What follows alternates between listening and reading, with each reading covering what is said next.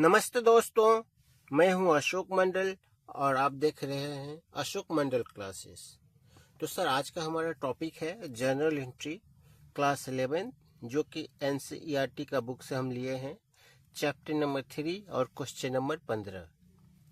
तो सर, यहाँ पे हम देख पा रहे हैं क्वेश्चन नंबर 15 में लिखा है prepare journal from the transaction given below, यानी कि निम्नलिखित ट्रांसैक्शन को हमको क्या करना है, जर्नलाइज करना है। तो ठीक है सर, देखते हैं।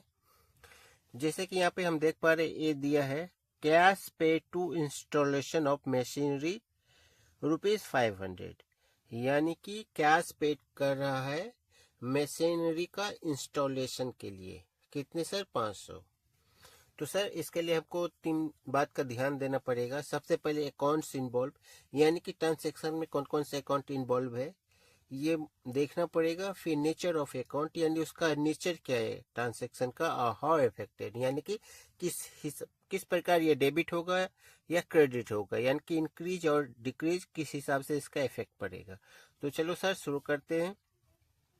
और जैसे कि ये हमारा फार्मूला है, जैसे कि यहाँ पे हम देख पा रहे हैं, ये कैपिटल, लायबिलिटी, एक्सपेंसेस, एसेट और रेवेन्यू, ये 5 भाग में इसको हम डिवाइड किए हैं।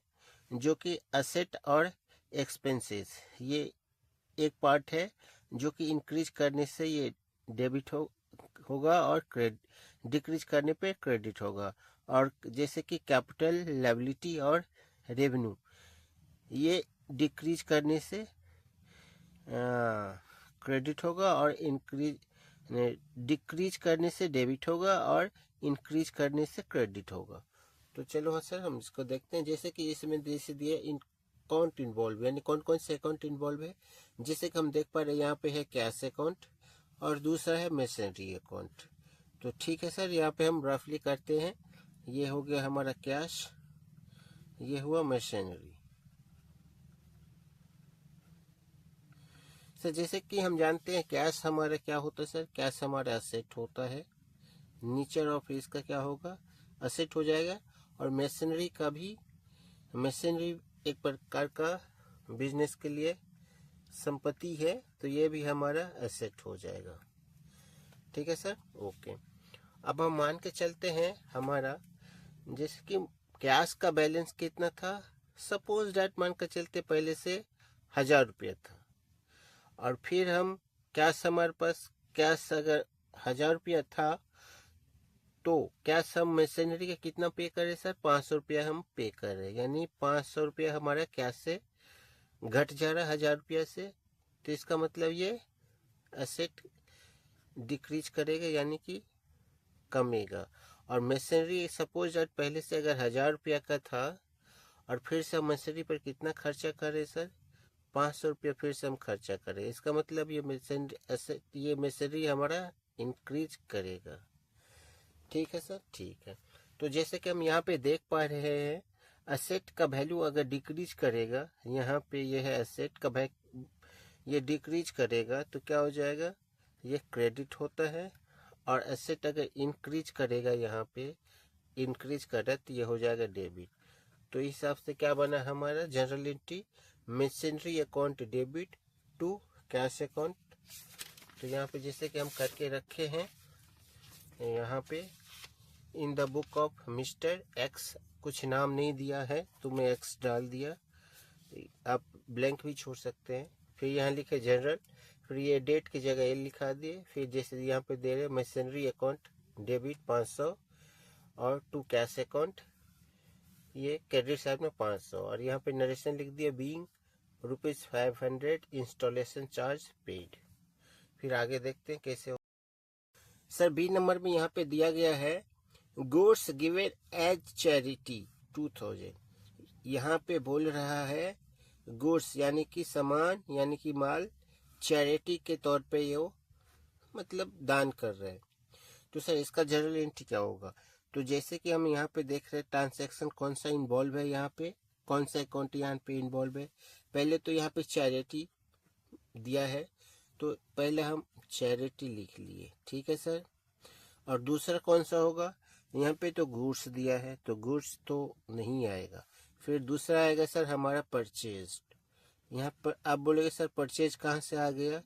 ठीक है, हम थोड़ा क्लैरिफाई कर लेते हैं। यहाँ पे जैसे कि सर दिए हैं गुड्स। सपोज दैट आपका कोई शॉप का दुकान है जिसमें 100 केजी सामान रखा है, यानी 100 किलो राइस आपका रखा हुआ है शॉप में, जिसमें आपने क्या किया 10 केजी चैरिटी के लिए दे दिया, यानी कि समाज कल्याण के लिए उसमें से दान कर दिया। ठीक है सर, ओके। तो 100 किलो का जो आपका माल था तो वो कितना केजी बच गया सर, ये यहाँ पे 90 केजी बच गया। क्यों? क्योंकि आप 10 केजी तो सेल्स तो कर नहीं रहे, आप इसको चैरिटी के तौर पे दान कर रहे हैं।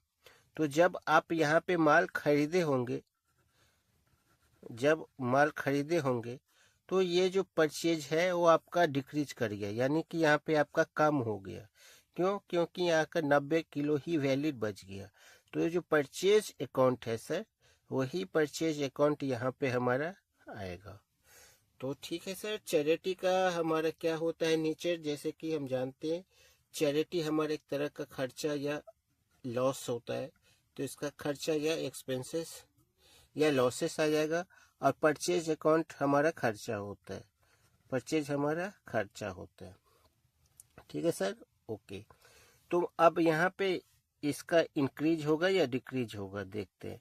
सपोज दैट पहले से आपका चैरिटी 1000 आपका बैलेंस है, पहले से आप चैरिटी 1000 रुपया करके रखे हो, मान लेते हैं, और फिर से आपने चैरिटी में कितना दे दिया सर 2000, तो इसका मतलब चैरिटी का बैलेंस कितना हो जाएगा 3000। कहने का मतलब ये हमारा इंक्रीज करेगा, यानी चैरिटी हमारा इंक्रीज करेगा।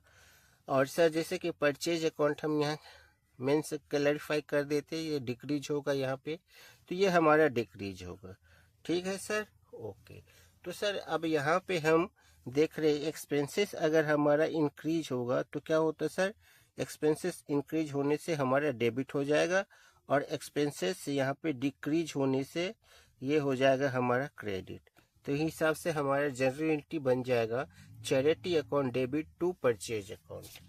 तो देखते हैं आगे इसमें, जैसे यहाँ पे हम बी नंबर डाल दिए हैं, बी नंबर देख पा रहे हैं, चैरिटी अकाउंट डेबिट 2000 रुपया टू परचेज अकाउंट 2000 रुपया, और यहाँ पे नरेशन में लिख दिए being goods given as charity. ठीक है सर, अब हम नेक्स्ट क्वेश्चन सी नंबर देखते हैं। जैसे कि यहाँ पे हम दिया है interest charge on capital eight rate of 7% per annum when total capital were 70,000। सबसे तो पहले हम समझते हैं, इसका निकालते हैं 70,000 का 70,000 यानी 70,000 का 7% कितना होगा। तो 70,000 का 7% निकालने के लिए 7 से इंटू 100 हो जाएगा, ये 20 कट गए, यानी 4,900 रुपया ये हो गया। अब हम समझते हैं सर इंटरेस्ट ऑन कैपिटल होता क्या है। तो यहाँ पे हम मान के चलते हैं ये है मिस्टर एक्स सर, ठीक है, जो कि एक बिजनेसमैन है, और ये है इनका बिजनेस। ठीक है, ये इनका बिजनेस है जो कि एक आर्टिफिशियल मान लेते हैं। इन्होंने क्या किया 70,000 रुपया इन्वेस्ट किया, किस में सर, बिजनेस में 70,000 रुपया इन्वेस्ट किया, जिसको कि हम बिजनेस की भाषा में क्या बोलते हैं, कैपिटल। अब ये 70,000 रुपया जब इन्वेस्ट किया कैपिटल, तो इन्होंने बिजनेस से कहा भाई मैं तेरे में तो 70,000 रुपया दिया, तो 70,000 का हमको तू इंटरेस्ट दे। तो अब बिजनेस को 70,000 के ऊपर 7% के हिसाब से इनको एक साल का 4,900 रुपया इनको दे रहा है। तो यही हो गया इंटरेस्ट ऑन कैपिटल, इसी को बोलते हैं इंटरेस्ट ऑन कैपिटल। तो इसमें हमारा अकाउंट कौन सा इन्वॉल्व है, पहले तो इंटरेस्ट ऑन कैपिटल है, ठीक है, interest on capital, interest on capital, interest charge on capital, interest on capital, और दूसरा कितना क्या हो जाएगा सर, ये कैपिटल हो जाएगा। तो दूसरा हमारा यहाँ पे इन्वॉल्व है कैपिटल। तो इंटरेस्ट ऑन कैपिटल, जैसे कि हम बिजनेस की पॉइंट ऑफ व्यू से अगर देखें तो इंटरेस्ट ऑन कैपिटल बिजनेस के लिए क्या है सर, ये बिजनेस के लिए इंटरेस्ट ऑन कैपिटल बिजनेस के हिसाब से खर्चा है। क्यों खर्चा है सर, बिजनेस को 4,900 रुपया किसको देना पड़ रहा है? उसके ऑनर यानी कि मालिक को देना पड़ रहा है। तो इस हिसाब से अगर देखें तो बिजनेस के लिए खर्चा है, लेकिन मालिक के नज़रिए से देखें तो ये इनका इनकम है। तो सर लेकिन हम यहाँ पे मालिक बिजनेस के पॉइंट ऑफ व्यू से सोचे तो यहाँ हमारा हो जाएगा इनका खर्चा पड़ जाएगा, एक्सपेंसेस या लॉसेस अकाउंट। और कैपिटल सर जैसे कि हम जानते हैं कैपिटल अकाउंट हमारा इसका कैपिटल ही होता है। तो ठीक है सर, ठीक है। तो जैसे मान लेते हैं अज्यूम डैट पहले से इंटरेस्ट कितना था, 5,000 रुपया इंटरेस्ट ऑन कैपिटल बिजनेस ने ऑनर को दे के रखा है। फिर कितना दे रहा है, 4,900 फिर से दे रहा है। इसका मतलब 9,900 यानी कि ये इसका वैल्यू इंक्रीज कर रहा है, यानी इंटरेस्ट ऑन कैपिटल क्या कर रहा है, इंक्रीज कर रहा है। ठीक है। और कैपिटल क्या होगा सर, कैपिटल सपोज डैट यहाँ पे कितना था, 70,000 रुपया कैपिटल है, और कैपिटल 70,000 है, और फिर इंटरेस्ट ऑन कैपिटल ये फिर कैपिटल में ऐड हो जाएगा, जुड़ जाता है। तो इस हिसाब से 4,900 ये भी जुड़ जाएगा कैपिटल के साथ। तो इसका मतलब ये भी इंक्रीज कर रहा है। ठीक है, ये भी इंक्रीज कर रहा है। तो एक्सपेंसेस जब इंक्रीज करेगा तो क्या होता है सर, जैसे कि यहाँ पे हम देख पा रहे हैं एक्सपेंसेस अगर इंक्रीज करेगा तो डेबिट हो जाएगा, और कैपिटल यहाँ पे इंक्रीज कर रहा है, यहाँ पे कैपिटल इंक्रीज कर रहा है तो क्या हो जाएगा, क्रेडिट। तो हमारा हो जाएगा interest on capital account debit to capital account. तो देखते हैं इंटरेस्ट क्या है सी नंबर में, जैसे कि यहाँ पे हम देख पा रहे हैं interest on capital account 4,900 to capital account 4,900। यहाँ लिख दिए being interest at rate of charge on capital ₹70,000। इस हिसाब से इसका नरेशन हमने लिख दिया। सर नेक्स्ट क्वेश्चन दिया है D number, received ₹1,200 of a bad debt return of last year। क्या हुआ इसका मतलब, यहाँ पे ये बोल रहा है कि रिसीव्ड यानी कि मिला, कितना मिला सर, 1,200। क्या मिला, bad debt return of last year, यानी कि रिटर्न ऑफ क्या हो गया, लास्ट ईयर, यानी कि 1,200 रुपया वह पैसा मिला जो अगले साल बिजनेस ने एज्यूम यानी मान लिया था कि ये 1,200 रुपया हमारा बैड डेट हो गया, यानी कि ये पैसा हमारा बुड़ गया। जो पैसा हमारा अगले साल बुड़ गया यानी कि नहीं मिला, वो पैसा 1,200 रुपया हमको फिर से मिला। यानी कहने का मतलब एक एग्जाम्पल अगर देखें, ये है बिजनेस और ये है बिजनेस ने किसको बेचा था, इसको कितना माल बेचा था, उधारी में बेचा था, जिसमें से कितना पैसा बुड़ गया था, ये 1,200 रुपया रिटर्न ऑफ हो गया था, यानी कि बैड डेट हो गया था। मान लिया था बिजनेस ये पैसा हमको नहीं मिलेगा। अब ये पैसा फिर से किसको मिला, ये इसने बिजनेस को फिर से ये पैसा वापस कर दिया, वापस मिल गया, तो उसी को वो पैसा हमको बैड डेट रिटर्न ऑफ होता है लास्ट ईयर। तो ठीक है, तो हमारा इसमें कौन कौन सा ट्रांसैक्शन इन्वॉल्व हो जाएगा। तो सर जैसे कि हम देख पा रहे हैं यहाँ पे बैड डेट, पहले तो हमको क्या मिला सर, कैश मिला। तो पहला तो ठीक है, ये कैश मिला, यहाँ तो मेंशन नहीं है, मतलब चेक भी नहीं लिखा है, तो इसको हम कैश एज्यूम कर लेंगे। और दूसरा सर कौन सा आएगा, बैड डेट, इसको हम बोलेंगे बैड डेट रिकवर्ड, यानी जो पैसा मिल रहा है उसको हम बोलेंगे रिकवर्ड। ठीक है सर, ठीक है। तो ये हमारा 2 ट्रांसैक्शन इसमें इन्वॉल्व है। तो बैड जैसे कैश का हमारा नेचर क्या होता है, कैश का नेचर से जानते हैं ये एसेट होता है, और बैड डे रिकवर क्या हो जाएगा सर, एक तरह से हमारा ये रेवेन्यू यानी कि इनकम हो जाएगा। क्यों, क्योंकि ये हम मान लिए थे ये पैसा हमको नहीं मिलेगा, वो पैसा हमको वापस मिल रहा है, तो इस हिसाब से ये रेवेन्यू हो जाएगा। ठीक है, ठीक है। तो सर 1,200 पहले से एसेट का, पहले से सपोज जाए 2,000 था बैलेंस, फिर हमको 1200 रुपया मिल रहा है, यानी कि 3200 हो जाएगा। इसका मतलब ये हमारा कैश का बैलेंस इंक्रीज कर रहा है। और बैड डेट तो हम पहले से ही मान लिए थे हमको नहीं मिलेगा, तो ये ऑलरेडी हम पैसा इंक्रीज कर ही रहा है। तो अगर एसेट अगर इंक्रीज करेगा तो क्या होता है सर, डेबिट होता है। और रेवेन्यू अगर इंक्रीज करता है तो क्या होता है सर, क्रेडिट होता है। जैसे कि यहाँ पे हम देख पा रहे हैं, यहाँ पे अगर एसेट इंक्रीज कर रहा है तो डेबिट होता है, अगर रेवेन्यू, ये हमारा रेवेन्यू इंक्रीज करेगा तो क्या होता है, क्रेडिट होता है। तो हमारा क्या हो जाएगा सर, इसका हो जाएगा journal entry cash account debit to bad debt recovered account. तो ये डी नंबर में देखते हैं, यहाँ पे जैसे दिया है cash account debit 1200 to bad debt recovered account. यहाँ पे नरेशन लिख दिया बीइंग ₹1200 बैड डेट रिकवर्ड, इस हिसाब से लिख दिए। सर नेक्स्ट क्वेश्चन हमारा यहाँ पे दिया है E number, goods destroy by fire. क्या मतलब इसका, यानी कि 2000 का माल क्या हो गया, फायर हो गया, मतलब आग लग के वो मतलब बर्बाद हो गया, यानी कि जल के वो बर्बाद हो गया। तो इसमें यहाँ पे कॉन्सेप्ट पहले अगर देखें तो यह डिस्ट्रॉय बाय फायर हमारे इन्वॉल्व है, तो इसको हम क्या लिखेंगे, लॉस बाय फायर। यहाँ पे हो जाएगा लॉस बाय फायर। और सर दूसरा कौन सा ट्रांसेक्शन हमारे इन्वॉल्व है, दूसरा सर इन्वॉल्व हमारा परचेज हो जाएगा। आप बोलोगे सर परचेज अकाउंट ये हम कहाँ से आया, तो यहाँ थोड़ा एक्सप्लेन करें सर, परचेज अकाउंट कहाँ से आया।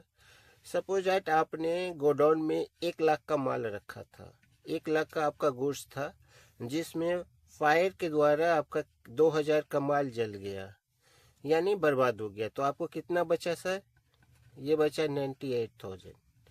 तो ये जो 98,000 है, तो ये भी आपका माल का वैल्यू डिक्रीज हो रहा है, यानी कि आपका जो गोडाउन में जो जब आप परचेज किए होंगे, निश्चित रूप से ये परचेज ही किए होंगे, ऐसे तो आएगा नहीं।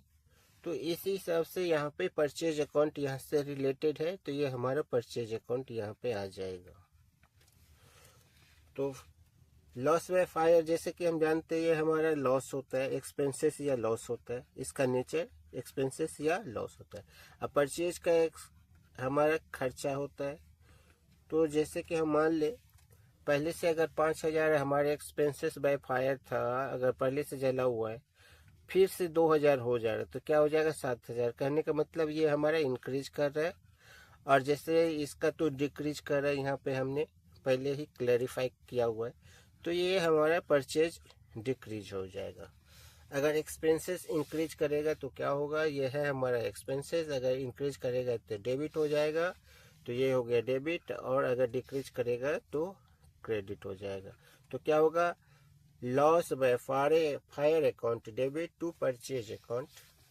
ई नंबर में देखते हैं, यहाँ पे दिया है E number, loss by fire account debit 2000 to purchase account 2000। यहाँ हो जाएगा being goods destroyed by fire.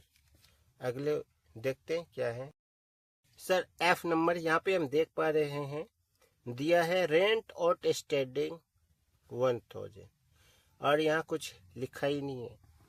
तब रेंट आउटस्टैंडिंग क्या होता है सर, आउटस्टैंडिंग वह होता है जैसे बिजनेस का रेंट क्या हुआ कि रेंट देना भी बाकी है, मतलब ऑफिस का रेंट, गोडाउन का रेंट, जो भी रेंट हो, वो पैसा अभी दिया नहीं है, उसको देना है, जो कि अभी चुकाया नहीं है। किसने नहीं चुकाया, बिजनेस ने नहीं दिया है।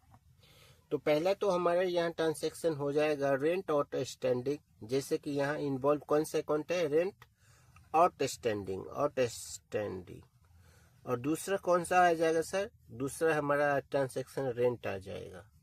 तो दूसरा हो जाएगा हमारा यहाँ पे रेंट। तो रेंट आउटस्टैंडिंग का नेचर क्या होता है, ये आउटस्टैंडिंग जो है वो हमको हमारे लिए कर्जा है, क्योंकि हमको कभी ना कभी तो चुकाना पड़ेगा। तो ये हिसाब से हमारे बिजनेस का लायबिलिटी हो जाता है, यानी कि यह एक तरह का कर्जा होता है। और रेंट क्या होता है, रेंट जो हम देते हैं वो बिजनेस का क्या होता है, खर्चा होता है, यानी कि एक्सपेंसेस अकाउंट इसका आ जाएगा। तो ठीक है, ओके। तो सर जैसे कि rent account outstanding account, suppose that इसका बैलेंस पहले से 2000 बिजनेस ने नहीं चुकाया, मैंने 2000 पहले से बैलेंस है और 1000 फिर से आउटस्टैंडिंग हो जा रहा है, तो कितना टोटल सर कितना हो जाएगा, 3000। यानी कहने का मतलब ये हमारा इंक्रीज कर रहा है, लायबिलिटी हमारा इंक्रीज कर रहा है और एक्सपेंसेस ये रेंट भी हमारा इंक्रीज कर रहा है। लेकिन भले ही वो अभी पेमेंट नहीं किया, जो भविष्य में करना अभी बाकी है, लेकिन रेंट तो देना ही पड़ेगा ना सर, चाहे आज दे न कल दे। तो ये एक्सपेंसेस भी हमारा यहाँ पे इंक्रीज कर रहा है।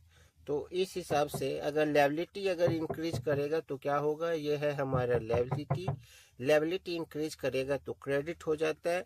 अगर एक्सपेंसेस ये है, एक्सपेंसेस अगर इंक्रीज करेगा तो ये क्या होता है, डेबिट होता है। तो सर इसका जनरल एंट्री हो जाएगा rent account debit 1000 to outstanding rent account 1000, और इसका नरेशन लिख देंगे बीइंग आउटस्टैंडिंग रेंट रिकॉर्डेड। तो इस हिसाब से इसका जनरल एंट्री हो गया सर। अब लास्ट में यहाँ क्या करेंगे, यहाँ पे ये तो है नहीं, तो यहाँ पे लिख दिए टोटल, और यहाँ पे लिखेंगे CF यानी कि कैरीड फॉरवर्ड, यानी दूसरे पेज पे इसको कैरी फॉरवर्ड करेंगे तो इसको हो जाएगा कैरी फॉरवर्ड। तो यहाँ पे टोटल हो गया 11600 डेबिट में, क्रेडिट में भी 11600।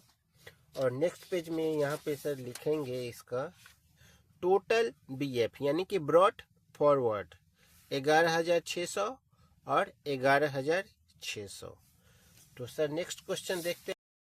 तो सर नेक्स्ट क्वेश्चन दिया है जी नंबर, इंटरेस्ट ऑन ड्रॉइंग ₹900, यानी कि इंटरेस्ट ऑन ड्रॉइंग, ड्रॉइंग के ऊपर कितना है इंटरेस्ट, 900। अब ये इंटरेस्ट ऑन ड्रॉइंग क्या होता है सर, इंटरेस्ट ऑफ ड्रॉइंग जैसे कि हम जानते हैं ये है बिजनेस, ये है बिजनेस का, ये है बिजनेस का ओनर। अब ये बिजनेस का ओनर बिजनेस में क्या करता है सर, पैसा लगाता है, इन्वेस्ट करता है। तो ये पैसा जो इन्वेस्ट करता है इसको हम बोलते हैं कैपिटल।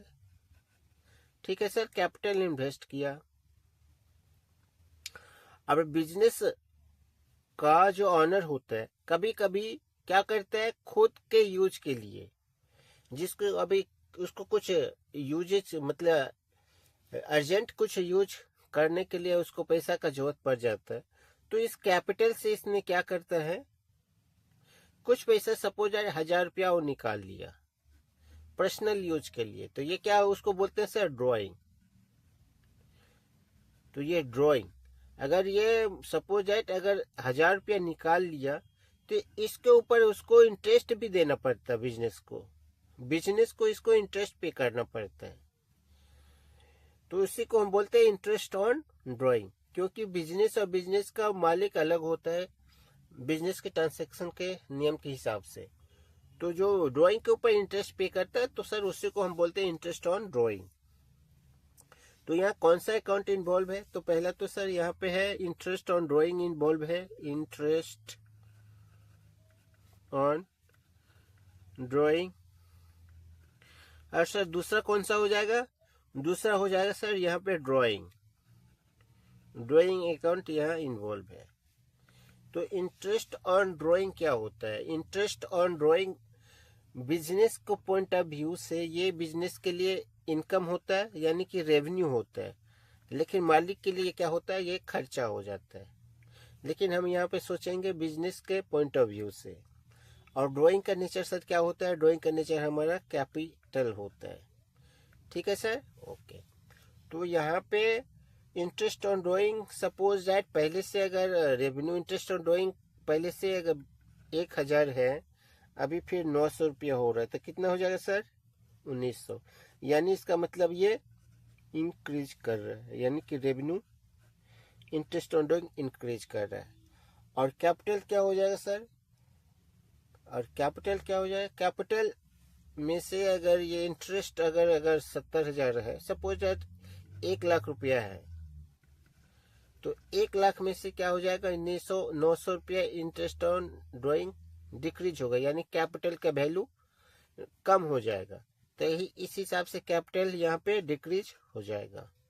तो रेवेन्यू अगर इंक्रीज करेगा तो क्या होता है, रेवेन्यू अगर इंक्रीज करेगा, यहाँ पे है रेवेन्यू हमारा इंक्रीज करेगा तो डेबिट नहीं क्रेडिट, क्रेडिट, और कैपिटल यानी यहाँ पे है कैपिटल, ये डिक्रीज कर रहा है यहाँ पे, तो क्या हो जाएगा, डेबिट।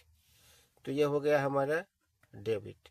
तो क्या हो जाएगा sir, capital account debit to interest on drawing account. तो यहाँ पे जैसे कि हम देख पा रहे हैं G number, capital account debit 900 to interest on drawing account 900। तो क्या हो जाएगा, being interest on drawing charge. फिर सर आगे का हम देखते हैं एच नंबर। एच यहाँ पे क्या दिया है सर, यहाँ पे दिया है Sudhir Kumar who owed me ₹3,000 has failed to pay the amount। यानी कि सुधीर कुमार जो था 3,000 रुपया पे करने में वो असमर्थ रहा, मतलब 3,000 रुपया वो फेल हो गया, नहीं पे किया। ही पे मी कंपनसेशन ऑफ 45 पैसा इन ए रुपी, यानी कि 1 रुपया में से वो 45 पैसा उसने दिया। कौन दिया, सुधीर कुमार। तो सबसे तो पहले हमको ये यहाँ देखना पड़ेगा कि कितना का, 3,000 रुपया में से कितना दिया, 45% कितना निकलेगा। 3,000 का 45% हो जाएगा कितना, ये हो जाएगा 3,000 का 45 1,350 रुपया, यानी कि 1,350 रुपया दिया, 1,650 रुपया क्या हो जाएगा हमारा बैड डेट। क्यों, क्योंकि 1,650 उसने नहीं पे किया, 1,350 रुपया उसने दिया। तो सर देखते हैं यहाँ पे कौन कौन सा ट्रांसैक्शन इन्वॉल्व है। तो यहाँ पे पहला तो उसने हमको कैश कितना दिया सर, चेक तो लिखा नहीं है, तो यहाँ पे एज्यूम कर लेंगे उसने कैश दिया, कैश। फिर और जो 55% नहीं दिया उसको हम क्या बोलेंगे, बैड डेट, क्योंकि वो पैसा तो हमारा बुड़ गया, बैड डेट। और तीसरा कौन सा अकाउंट इन्वॉल्व है सर, सुधीर कुमार, तीसरा सुधीर है। तो सर जैसे कि कैश हम जानते हैं हमारा क्या होता है, एसेट होता है। बैड डेट क्या हुआ सर, नेचर इसका, बैड डेट का नेचर हुआ लॉस या एक्सपेंसेस, दोनों का एक ही होता है नेचर। और सुधीर जैसे कि अगर हम जिस टाइम उसको हम माल बेचे होंगे उस समय अपने हम बुक में क्या एंट्री किए होंगे, उसको एज ए डेटर, क्योंकि पैसा हमको उधार में बेचे थे, तो भविष्य में कभी ना कभी वो पैसा हमको देगा, तो उस हिसाब से उसको हम क्या एज्यूम कर लिए होंगे, उसको हम असेट उस समय एज्यूम किए होंगे। तो अभी भी हम इसको क्या एसेट ही एज्यूम करेंगे, मानेंगे। ठीक है सर, ओके। तो पहले हमने कितना, हमको सपोज दैट 1,000 हमारे पास पहले से बैलेंस है कैश, अभी कितना मिल रहा है, 1,350 रुपया, तो कितना हो जाएगा, 2,350, यानी कि कैश हमारा इंक्रीज कर रहे हैं। बैड डेट मान के चलते पहले से हमारा 1,000 था, अभी हमारा बैड डेट कितना हो जाएगा, 1,650, यानी कि 2,650, यानी ये भी इंक्रीज कर रहा है। और सुधीर का केस इसमें क्या हो जाएगा, सुधीर का केस कितना था, सपोज 3,000 था, तो 1,350 दे रहा है, 1,650 नहीं दे रहा है, कहने का मतलब उसका अब 3,000 का हिसाब कितना बराबर हो गया, वो अब उसका अकाउंट क्लोज हो गया, तब वो उसका कोई है ही नहीं, मतलब वो उसका डिक्रीज हो रहा है, यानी कि घट रहा है, वो पैसा उसका अकाउंट क्लोज हो रहा है। तो इस हिसाब से अगर एसेट इंक्रीज करेगा तो डेबिट होगा, एक्सपेंसेस लॉस इंक्रीज करेगा तो डेबिट होगा, एसेट डिक्रीज करेगा तो क्या हो जाएगा, क्रेडिट हो जाएगा। तो इस तरह से हमारा इसका जनरल एंट्री बनेगा सर, कैश अकाउंट डेबिट 1,350 रुपया, बैड डेट अकाउंट डेबिट 1,650 रुपया, तो सुधीर, यहाँ अकाउंट नहीं भी डालने से कोई कुछ नहीं, यहाँ 3,000। तो यहाँ पे हम लिख देंगे बीइंग 45 पैसे in a rupee receive from Sudhir who owed ₹3,000। तो इस हिसाब से इसका हम जर्नल एंट्री करेंगे। और सर लास्ट ट्रांजैक्शन यहाँ पे दिया है कमीशन रिसीव्ड इन एडवांस, यानी कमीशन हमको मिल रहा है, किस में मिल रहा है, एडवांस में मिल रहा है। तो जो काम हम अभी किए ही नहीं हो उसका हमको पैसा मिल रहा है, तो इसको हम बोलते हैं क्या, इस हिसाब से ये भी हमारे लिए क्या हो जाएगा, लायबिलिटी हो जाएगा। क्यों, क्योंकि हमको काम तो अभी किए नहीं है, अब हमको उसका मिल रहा है पैसा। तो यहाँ पे कौन सा कमीशन, कमीशन रिसीव्ड पहला जो हो जाएगा, और दूसरा क्या हो जाएगा, कैश। यहाँ तो कैश नहीं लिखा बट चेक भी नहीं लिखा, तो यहाँ पे हम क्या अज्यूम कर रहे हैं, हमको कैश में पैसा मिल रहा है। ठीक है सर। तो रिसीव्ड, कमीशन रिसीव्ड हमारा क्या हो जाएगा, लायबिलिटी। क्यों, क्योंकि ये हमको एडवांस में मिल रहा है, तो इस तरह से ये हमारा कर्जा हो जाएगा।